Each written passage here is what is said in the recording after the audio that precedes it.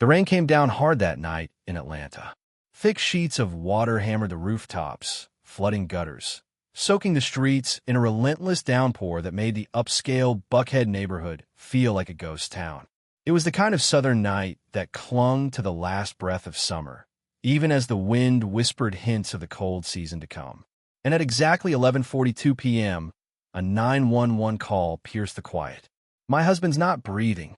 He's in the tub. Please, just come quick."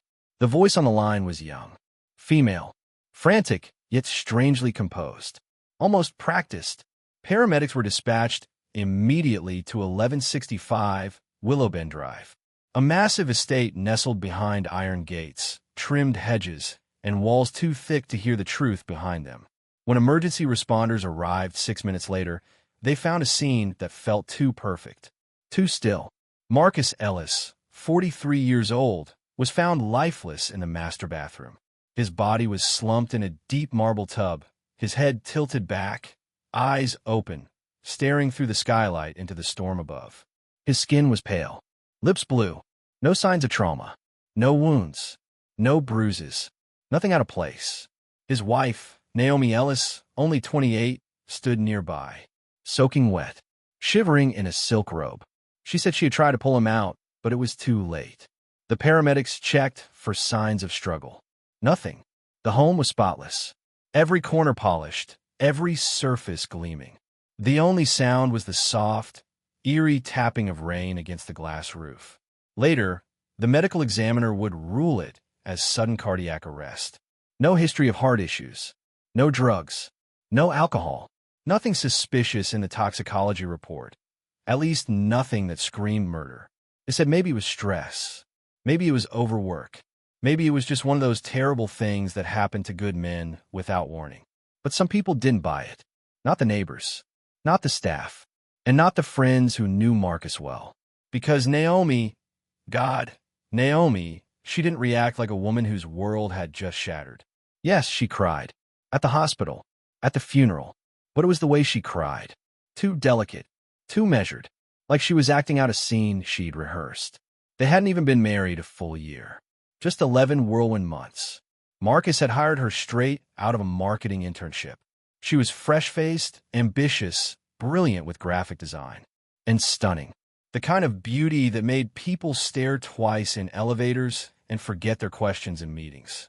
15 years his junior, Naomi seemed like an odd match for Marcus, the polished, serious eldest son of the Ellis family dynasty. But he'd fallen hard.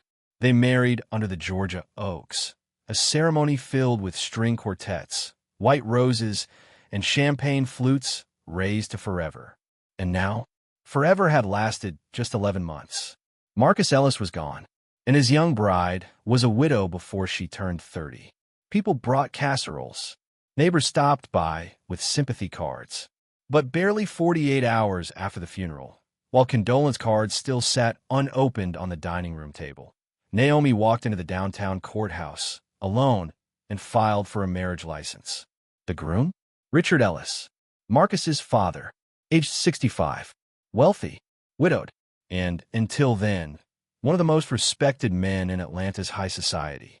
When the story broke, people thought it had to be a mistake, a typo. But no, it was very, very real.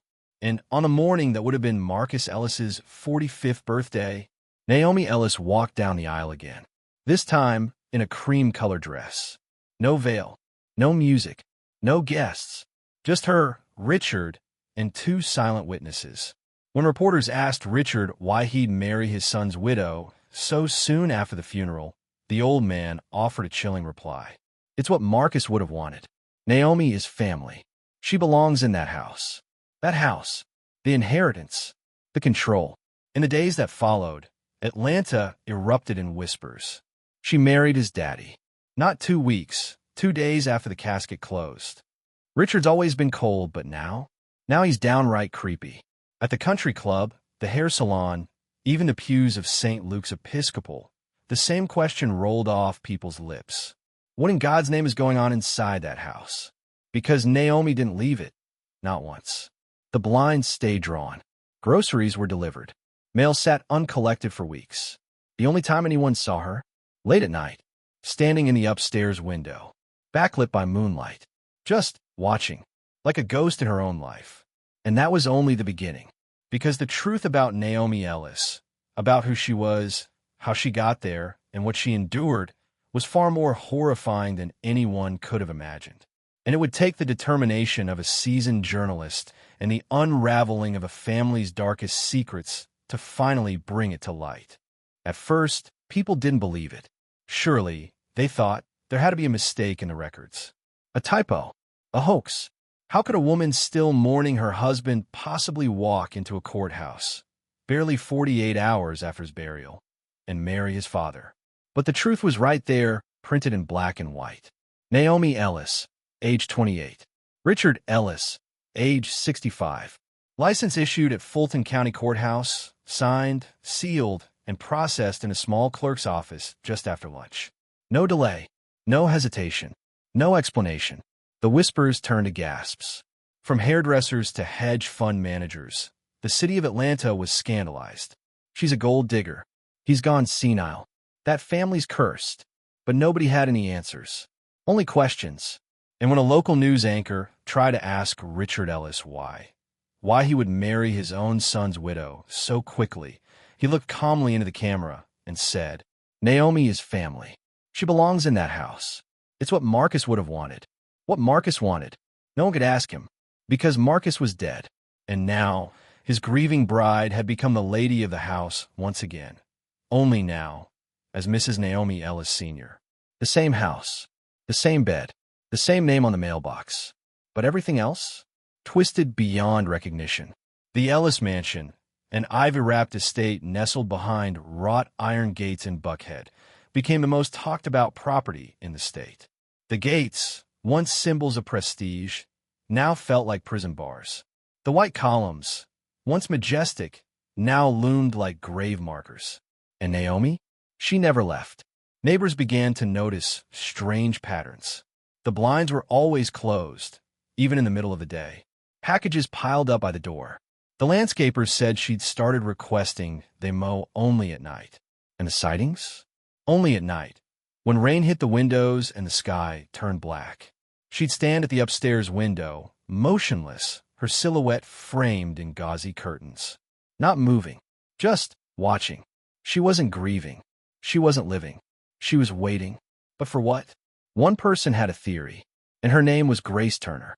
Grace had worked at the Ellis estate as a housekeeper for over 6 years. She'd seen every corner of that house, and every secret it tried to bury. When a journalist named Monica Reed started sniffing around, Grace was the only one willing to talk. Her voice, barely a whisper over the phone, trembled as she spoke. "I left 6 months ago. Couldn't take it anymore. That house, something evil lives in it. And that girl, Naomi, she never looked me in the eye. Always seemed watched." Monica asked, "Watched? By who?" And Grace's reply? It stopped Monica cold. "By Richard. He followed her, room to room. I saw him stroke her hair in the kitchen like she was a dog. One time Marcus caught them. Lord, the shouting that night." Her voice cracked. "That was the last straw. I quit the next day. It wasn't just a scandal anymore. It was a warning sign. Because if Grace was telling the truth, Naomi and Richard's marriage wasn't sudden. It wasn't spontaneous. It had roots. And Marcus? Maybe he hadn't just died from stress. Maybe he had seen too much. Maybe that bathtub hadn't been where his heart gave out, but where it was broken, or worse, silenced. And that's when Monica knew. This story wasn't about an inappropriate marriage or a grieving widow who moved on too fast. This was about power, control, and a house that had been swallowing people whole for decades. From the outside, it still looked like wealth and southern charm. But from inside, it was something else entirely. And Naomi? She wasn't a bride. She wasn't a widow. She was a prisoner. And the man who had put the ring back on her finger, he wasn't savior. He was the warden. Her name was Monica Reed. 52. Sharp eyes. A sharper pen. She wasn't just a reporter. She was a bloodhound. And she'd spent her career unearthing stories buried under southern charm and designer perfume. From Ponzi schemes in Charleston to missing heiresses in Savannah, Monica had made a living exposing what polite society wanted to hide. And the Ellis case? Oh, it reeked. She didn't buy the official version. Not for a second. A healthy 43-year-old man dies in a tub with no medical history, no drugs in his system, and the next day, his widow marries his father? No, something was wrong, deeply wrong. So she started digging. The first thing she pulled was the marriage license, issued just 36 hours after Marcus's funeral, signed in Cobb County, not Fulton, where they lived. Odd. It wasn't just hasty. It was hidden. Then she requested Marcus's autopsy report. Official cause of death, cardiac arrest. No signs of heart disease. No drugs. No alcohol. But there was one footnote. Just a few words. Almost invisible. Trace levels of clonidine detected. Monica's breath caught. Clonidine, a medication used to treat high blood pressure. Sometimes prescribed off-label as a sedative. Fast-acting. Easy to miss. Unless you're looking. So she looked harder. She asked Naomi where the clonidine came from. Naomi said Marcus had borrowed a few pills from his father, Richard, the night before he died. Said he felt dizzy and didn't want to go to urgent care. A convenient explanation. Too convenient. So Monica called Dr. Martin Rudd, Richard's longtime physician. And when she asked if Richard had ever been prescribed clonidine, the doctor didn't hesitate. Richard Ellis? Never touched the stuff. That's not in his chart. Not once. Click. There it was. The first lie. And in Monica's experience, the first lie always opened the door to the truth. So she paid a visit to the estate. Of course, she wasn't let past the gate. Richard was already in full damage control. He stepped outside, dressed in a flawless gray suit, Naomi at his side. He took Naomi's hand, tight, almost too tight, and faced the cameras. "This isn't what it looks like," he said calmly. "Our family has endured unspeakable loss. Naomi is like a daughter to me, but she's also now my wife. I will not apologize for doing what I believe Marcus would have wanted." Naomi said nothing. She didn't blink, didn't smile, just stood there, pale, porcelain-like, a statue in silk. Monica's gut clenched. This wasn't about grief. This wasn't about love. This was about control, about power, about fear. She'd seen that look before, in victims who hadn't found the words for their pain yet, in women who had become decorations in someone else's life. So Monica kept digging, and what she found next changed everything. Back in the newsroom, Monica received an anonymous tip. A woman named Grace Turner, former housekeeper for the Ellis estate, had something to say. They spoke late at night by phone. "That house," Grace whispered, "it eats people." Grace had worked for the Elises for over half a decade. She knew the rhythms, the silences, the unsaid rules. And she had seen something nobody else had. Naomi, she never looked up, never spoke unless spoken to. She moved like she was walking on glass. And Richard? He followed her. All the time. I once saw him stroke her hair like he was claiming her. Monica felt her chest tighten. "And Marcus?" she asked. A long pause. "He found him once. In the kitchen." Richard had his hand on her back, and Naomi looked paralyzed, like she wasn't even breathing. Marcus exploded. "I'd never seen him like that before." And the next morning, Grace whispered he was gone. And Naomi? She just stared at the wall. Monica was silent. This wasn't just a toxic relationship. This was grooming, possession, psychological entrapment. And the clues stretched back further than anyone realized. Because the Ellis family had secrets, and their roots were deep. 20 years earlier, Clara Ellis, Richard's wife and Marcus's mother, disappeared. One night, she was at a charity gala, sipping champagne and smiling in pearls. And the next? Gone. No body. No note. No trace. Richard said she'd run off with another man. Marcus, just a college student, claimed she'd gone to visit family. But the police never found proof. The case went cold. Just vanished. At the time, the whispers were polite. She was depressed. She needed space. She was never the same after her sister died. But Monica smelled a pattern. Because history, when left unchecked, repeats. She called Detective Frank Mills, the retired investigator who worked Clara's disappearance. She didn't expect much. But when she mentioned Richard Ellis, Frank's voice dropped. "I always thought he did it," he said plainly. "We just couldn't touch him. Too much money. Too many friends in high places." And then he added something Monica would never forget. "Marcus, He wasn't grieving. He was afraid. I remember thinking, this kid's not mourning his mother. He's terrified of his father. That word again. Afraid. It echoed in Grace's whispers, in Naomi's silence, in every step Monica took closer to the truth. Because this wasn't just about one dead man and one rushed wedding. This was a dynasty built on silence, manipulation, and control. And for decades, the Ellis mansion had kept its secrets buried beneath marble floors and silk curtains. Until now, because Monica Reed was about to drag those secrets into the light. The deeper Monica Reed dug, the clearer the truth became. Naomi Ellis didn't just fall into the Ellis family.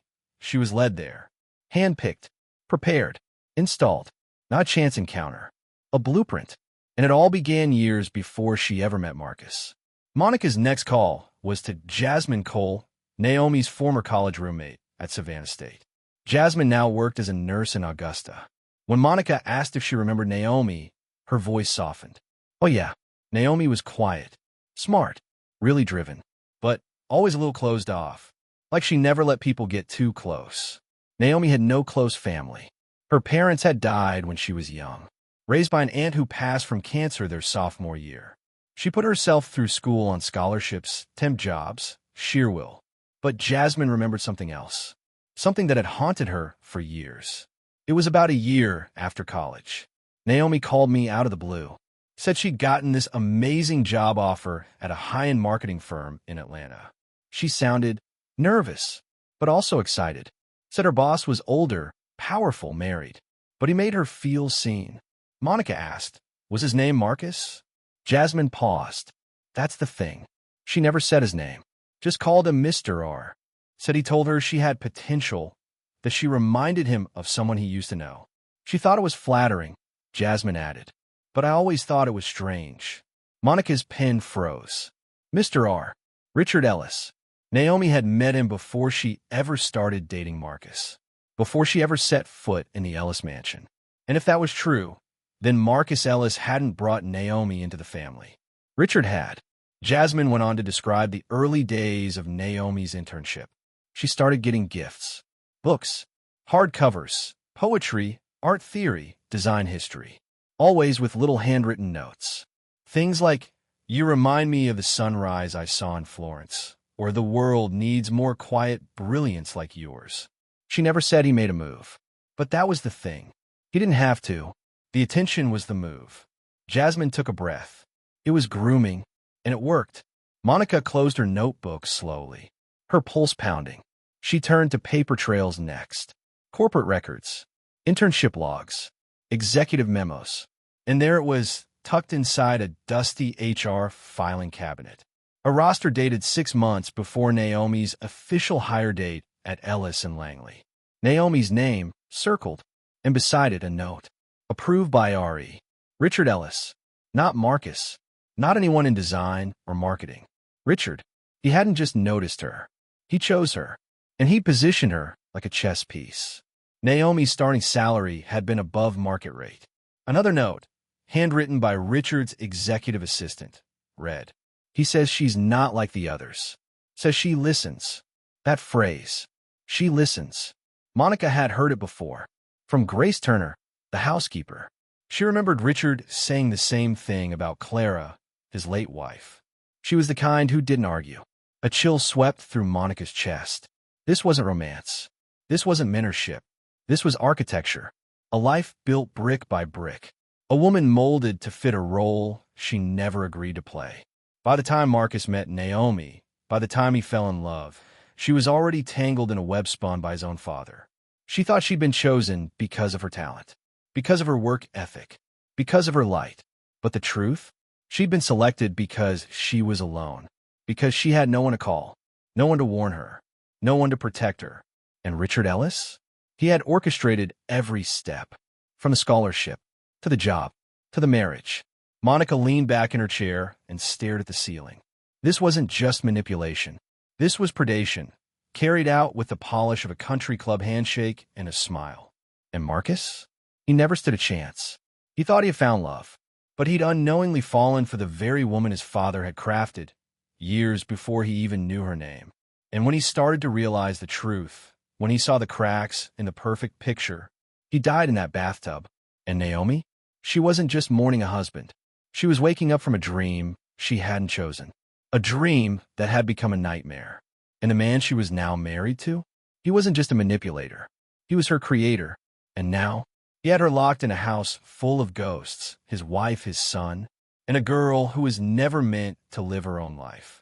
The Ellis mansion had always been a symbol of prestige. 3 stories tall, white columns, black shutters, a winding driveway that curled like a question mark. It stood like a monument to Southern wealth, proud and untouched by the chaos outside its gates. But inside, it was something else entirely. And for Naomi Ellis, it had become a gilded prison. After marrying Richard, Naomi stopped leaving the estate. Completely. No brunches, no visits to friends, not even a drive around the block. She was invisible. Groceries were delivered. Mail was never picked up. No one entered unless Richard approved it. He said it was for her privacy, that the grief was still raw, that she needed peace. But it wasn't peace. It was containment. At first, Naomi thought maybe she was just grieving, that the fog in her head, the slow days, the constant silence were normal. But soon, the forgetting began. She'd walk in her rooms and forget why. She'd reach into the fridge and not recognize anything inside. She began misplacing things, her earrings, her toothbrush, her journal, only to find them later in strange places. Once, she found her hairbrush resting in the fireplace. When she asked Richard about it, he smiled and said, "Must be sleepwalking again, sweetheart. You've had so much on your mind. Here, let me make you some tea." And she drank it, not because she trusted him, but because she was afraid not to. Each morning began the same. The faint scent of coffee, the creak of the hallway floorboards, Richard humming to himself outside her bedroom door. Always something old, something slow, like a hymn too soft to be holy. She'd lie in bed, frozen, staring up at the plaster ceiling above, memorizing the cracks, 6 of them, one shaped like a branch, another like a crooked smile. She stopped looking at mirrors. Her reflection had started to feel like someone else's life. Someone who smiled when told, who wore pale colors, who moved in soft shoes so her footsteps wouldn't echo. She didn't ask questions, because questions came with consequences. And Richard, he didn't raise his voice. He didn't leave bruises. He didn't need to. He controlled everything else. One afternoon, while Richard was tending the garden, Naomi slipped into his study. The door was locked, but she had found the key weeks earlier, taped under the bottom drawer of her nightstand.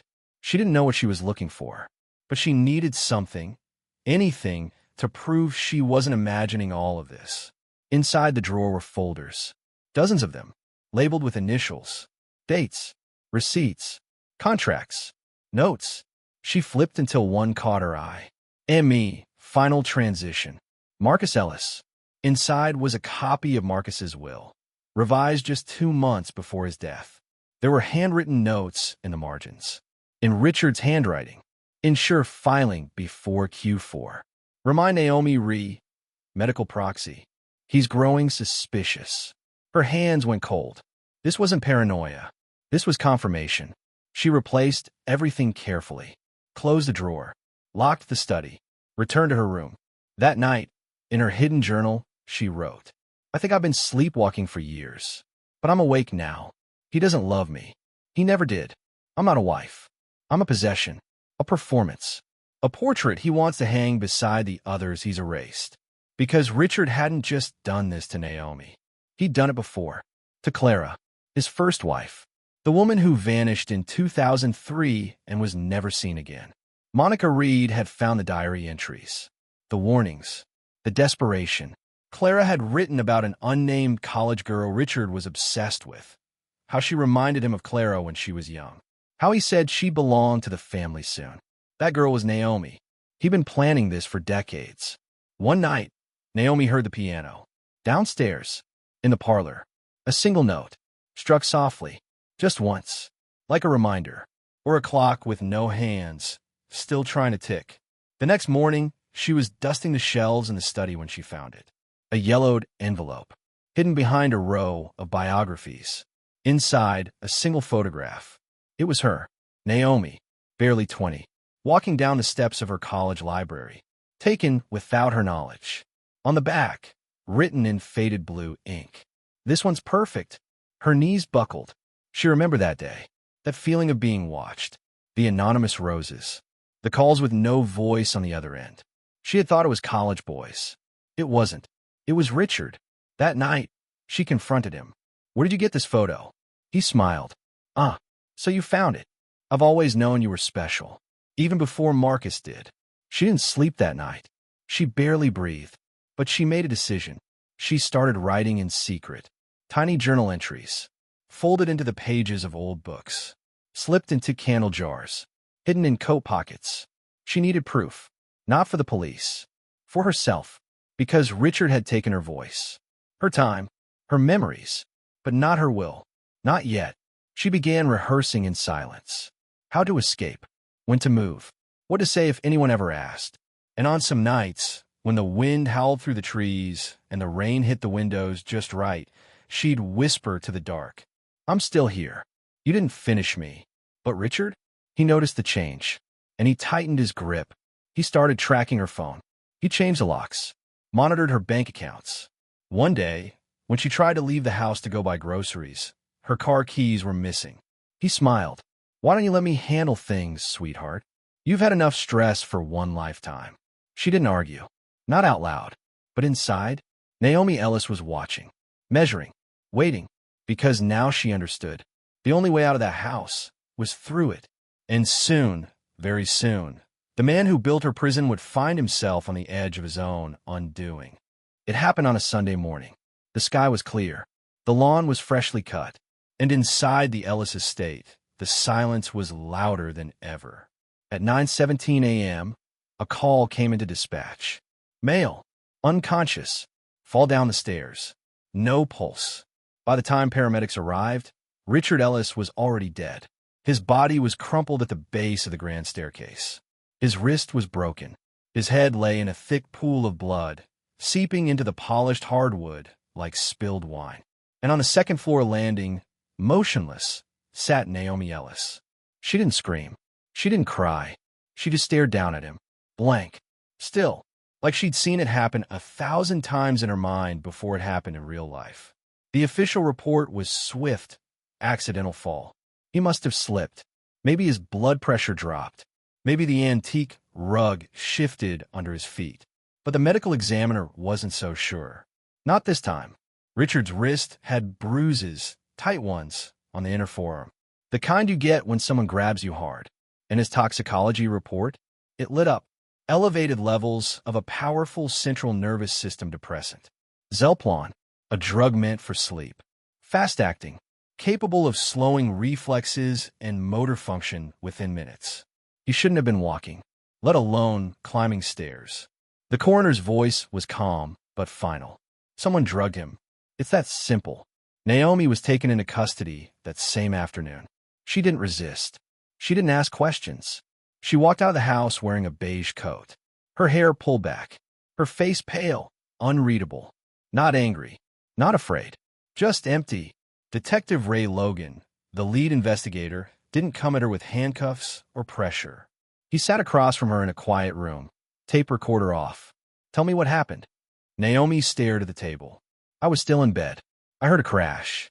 "Did you and Richard argue that morning?" "We hadn't spoken in days." "Why?" She took a breath. "Because I told him I was leaving." Detective Logan tilted his head. "Was that a decision or a threat?" Naomi looked up. "It was the first real decision I'd made in years." And then she told him everything. The photo she found hidden in his study. The books, the notes, the gifts from years before she ever met Marcus. The control, the lies, the way Richard had created her, long before she understood what he was doing. She spoke about Marcus, how he'd started asking questions, how he confronted Richard, how just days later he was dead in the bathtub. She told Detective Logan how Richard warned her to never tell the truth, that no one would believe her, that she was his, that she always had been. She didn't say she drugged him, didn't say she pushed him. She didn't need to, because the truth had already started to rise like a tide, and it was washing over everything. Detective Logan reopened two old files that had been gathering dust for decades. Clara Ellis, missing since 2003, and Marcus Ellis, whose death by cardiac arrest had never sat right. With new evidence in hand, he sent Marcus's toxicology report to an independent lab. Asked them to screen for one thing: designer variations of clonidine. The results? Positive. Marcus Ellis hadn't died naturally. He'd been poisoned, subtly, quietly, just enough to stop a healthy heart without raising suspicion. Same playbook, same predator. Detective Logan closed the file with shaking hands. He killed his wife. He groomed a girl. He killed his son. And when she finally said no, he fell. Meanwhile, the media erupted. Father-in-law dead weeks after marrying son's widow. Two Ellis men gone. One woman left standing. Black widow or survivor? Commentators debated furiously.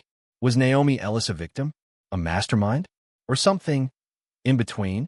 But she wasn't speaking to the press, because the only words she had left were the ones she whispered to herself at night. He took everything from me. My past. My name. All I ever did was survive. The district attorney hesitated. There was no direct evidence to charge Naomi. No security footage. No fingerprints. No eyewitnesses. The drugs in Richard's system raised suspicion, but suspicion wasn't enough to prosecute. So for now, Naomi was free. But the city wasn't. Atlanta buzzed with questions. Whispers filled the cafes, the churches, the cocktail parties. And in one old newsroom, behind a stack of evidence files and annotated photos, Monica Reed stared down a case that had become something more than just a story. It had become a reckoning. Because the Ellis family wasn't just scandalous. They were rotten. A dynasty of quiet abuse, disguised as legacy. And for the first time in decades, the truth was crawling out of its gilded coffin. It wasn't a trial in the traditional sense. No shackles. No jury box. No bailiffs lining the walls. But make no mistake, this was a trial. A public inquest. An official inquiry into the deaths of Marcus Ellis, Richard Ellis, and a long-forgotten disappearance of Clara Ellis. And at the center of it all sat Naomi Ellis, 29 years old. No jewelry, no makeup. Her dark hair pulled into a low, clean bun.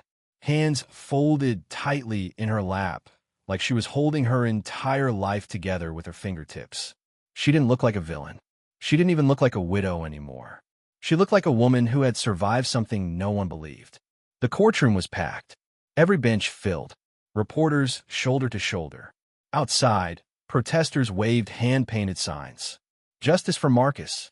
Free Naomi. Who's the real killer? The prosecution began with Marcus.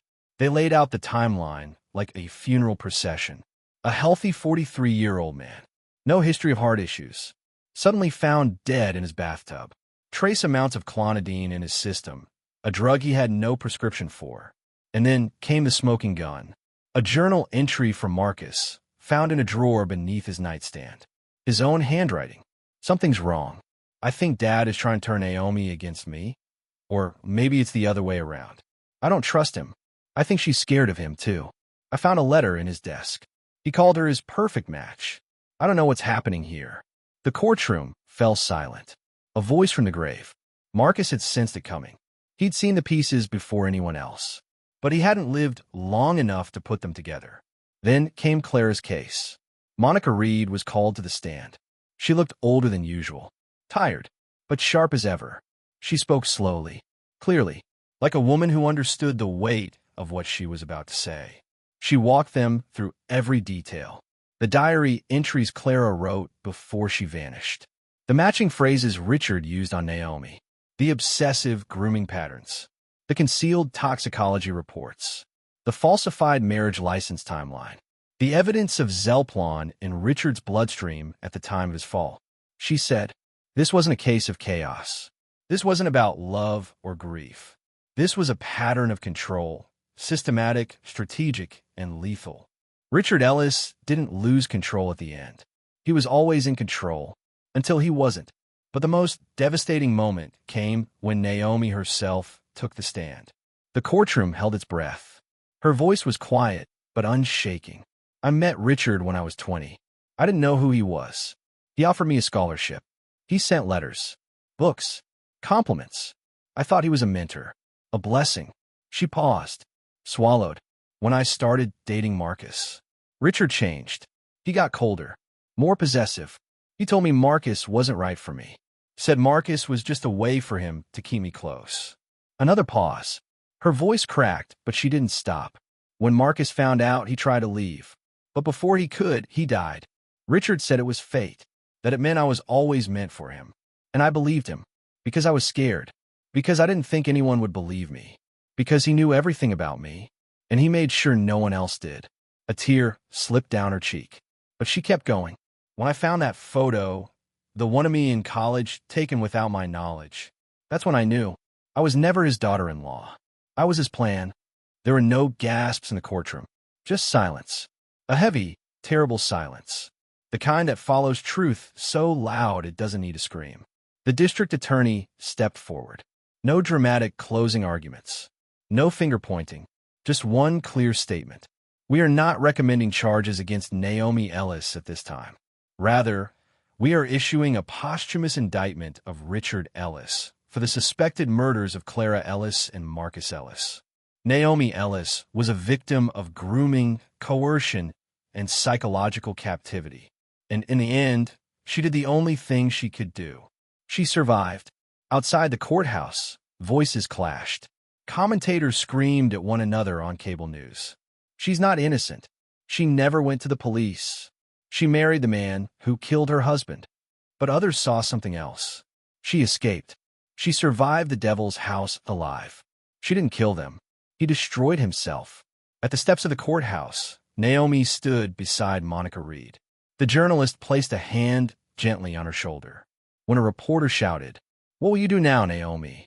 She looked out into the crowd, calm, measured, whole, and said, "I'm going to start over. Maybe somewhere quiet, somewhere that doesn't ask questions."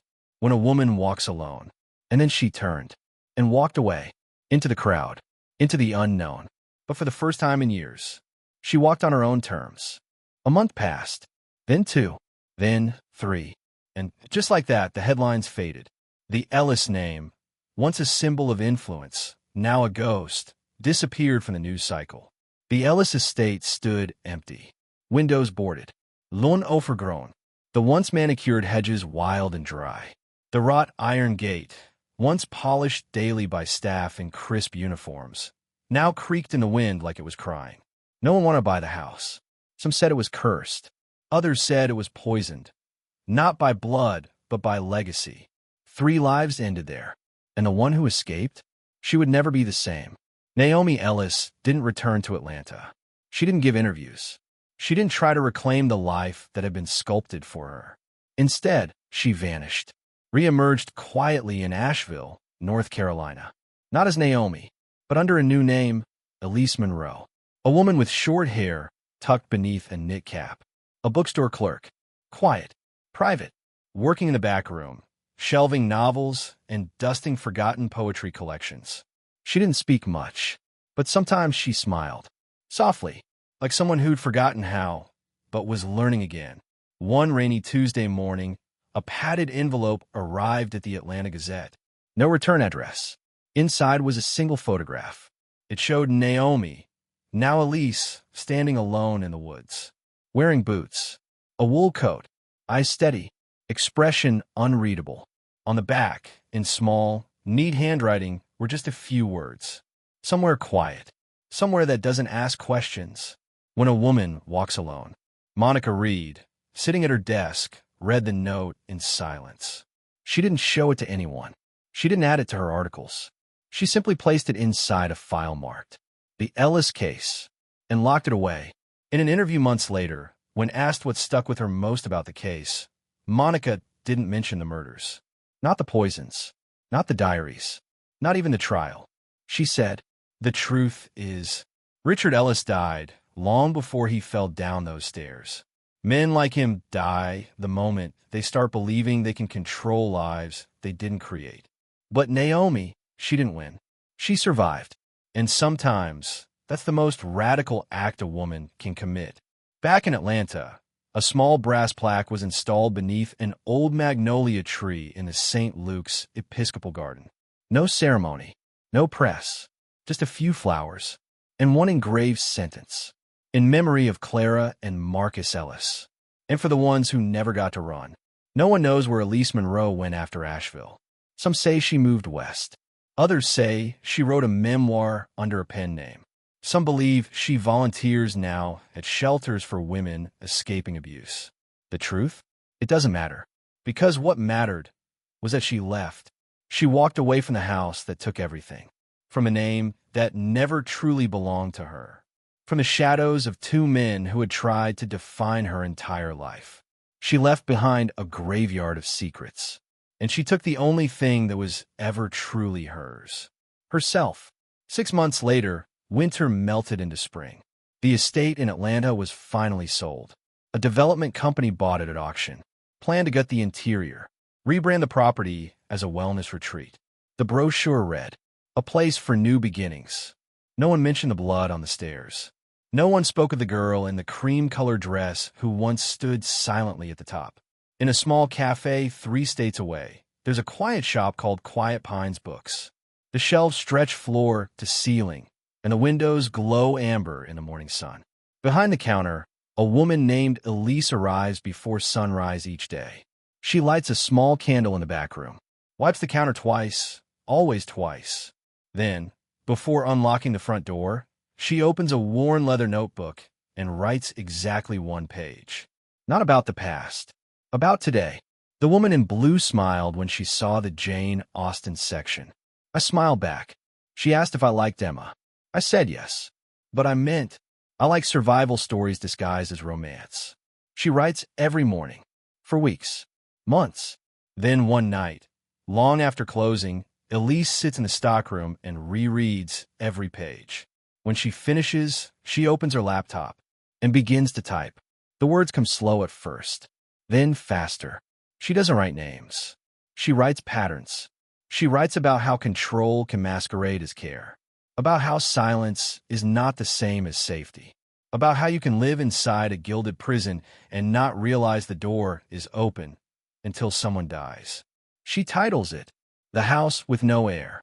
She publishes it under the name Yam Carter, a tribute to no one in particular, and to every woman just like her. It's not a bestseller, but it finds its readers in shelters, in waiting rooms, in church basements. And one day, a handwritten letter arrives at the store, addressed simply to Yam Carter, care of Quiet Pines Books. The handwriting is shaky, like a teenage girl still learning her loops. Inside it reads, "Dear Miss Carter, I didn't know what was wrong until I read your book. I thought it was just me, that I was too sensitive, too emotional, too dramatic, but I saw myself in your words. Thank you for showing me that I'm not crazy, that I'm not alone. I'm leaving tomorrow. Love, Jay." Elise, Naomi, folds the letter gently and places it inside her notebook.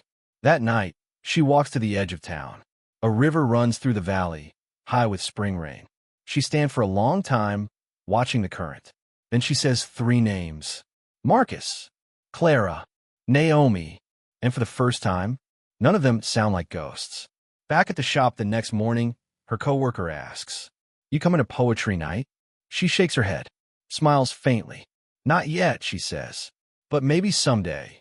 The door chimes. Another customer enters. The world keeps turning. And Elise, she's still there. Not haunted, not hunted, just healing.